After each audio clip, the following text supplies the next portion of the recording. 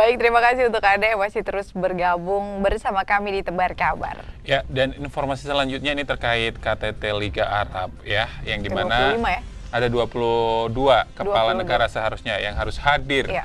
pada KTT tersebut. Namun untuk KTT kali ini hanya diikuti oleh 13 negara bagian. Konferensi tingkat tinggi ke-25 Liga Arab Selasa 25 Maret dimulai di Kuwait di tengah perpecahan terburuk di antara negara-negara Arab sejak berdirinya Liga Arab tahun 1945. Hanya 13 negara dari 22 kepala negara Arab yang hadir pada forum KTT itu.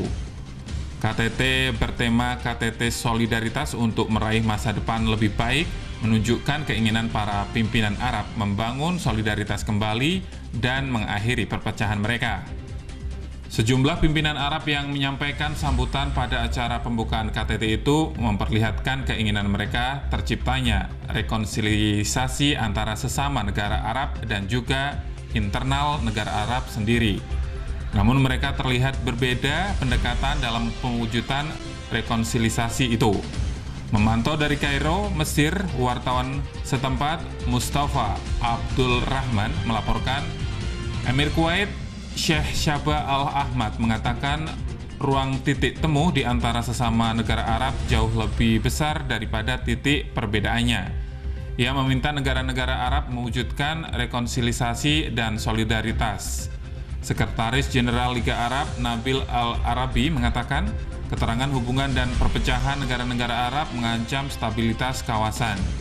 Dia meminta semua pihak di dunia Arab berusaha mengakhiri ketegangan hubungan itu dalam upaya mewujudkan solidaritas. Namun mereka berbeda pendapat terkait rekonsiliasi di Mesir. Qatar menyampaikan keinginannya segera terwujud stabilitas dan keamanan di Mesir. Namun Qatar meminta segera digelar dialog yang melibatkan semua kekuatan politik di Mesir tanpa kecuali untuk mewujudkan rekonsiliasi itu. Adapun Kuwait dan Arab Saudi meminta semua pihak di Mesir komitmen melaksanakan peta jalan masa depan yang dirancang militer sebagai pintu masuk menuju rekonsiliasi dalam upaya mewujudkan stabilitas dan keamanan di negara tersebut.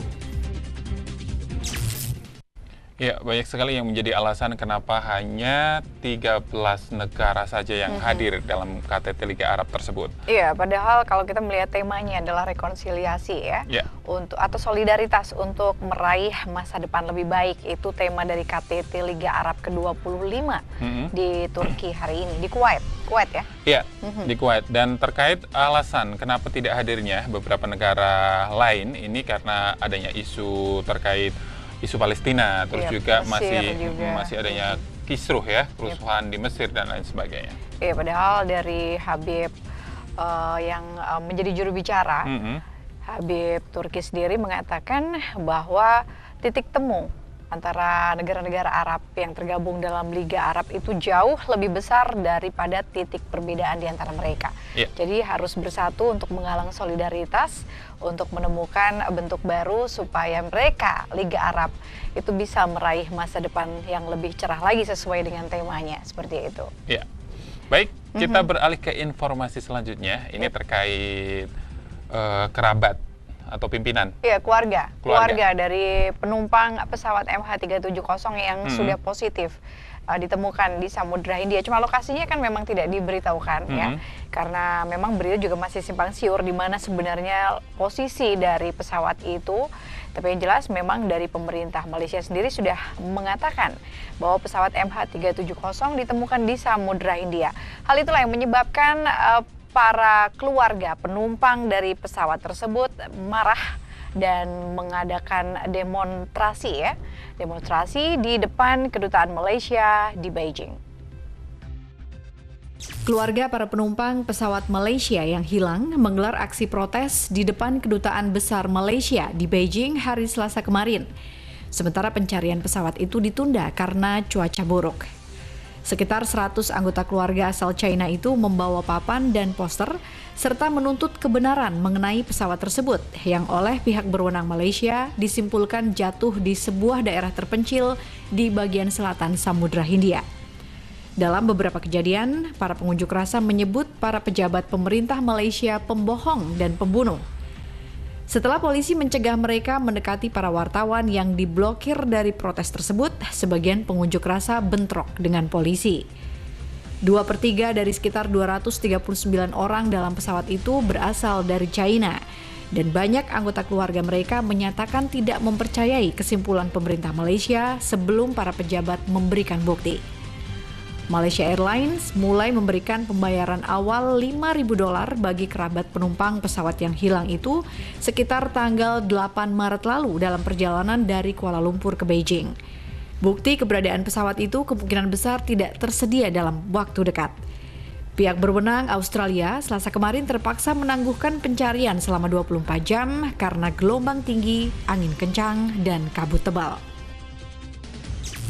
Ya, demonstrasi atau unjuk rasa yang dilakukan keluarga atau kerabat korban MH370 di Beijing ini memang tepatnya di Kedubes Malaysia ya, di Besar Malaysia. Beijing ini memang bentuk dari kekecewaan mereka karena disampaikan untuk proses pencarian dan informasi terkait keluarga mereka yang merupakan penumpang MH370 ini simpang siur dan kurang jelas. Betul sekali, dalam aksi unjuk rasa tersebut para pengunjuk rasa juga sempat bentrok dengan kepolisian.